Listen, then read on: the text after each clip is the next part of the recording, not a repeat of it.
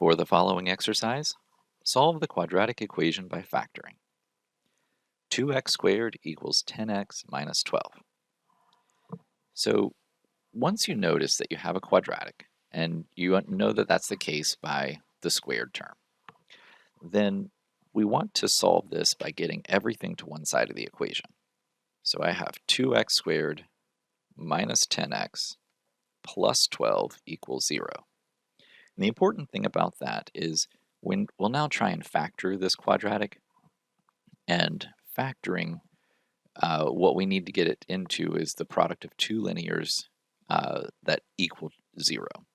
So we have to get everything to one side for this to work. And the next thing, if you'll notice, to simplify, everything in this equation here is divisible by 2. So it's okay to just divide both sides by 2. So 2 over 2 would just be 1, so I have x squared. Negative 10 over 2 would be negative 5, so that's negative 5x. 12 over 2 would be 6. 0 divided by 2 is 0.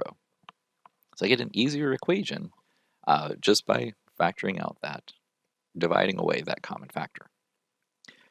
So factoring this resulting quadratic, I'm looking for two things that multiply to 6 but add to negative 5. And I think that's pretty straightforward. 3 and 2, as long as they're both negative, will work.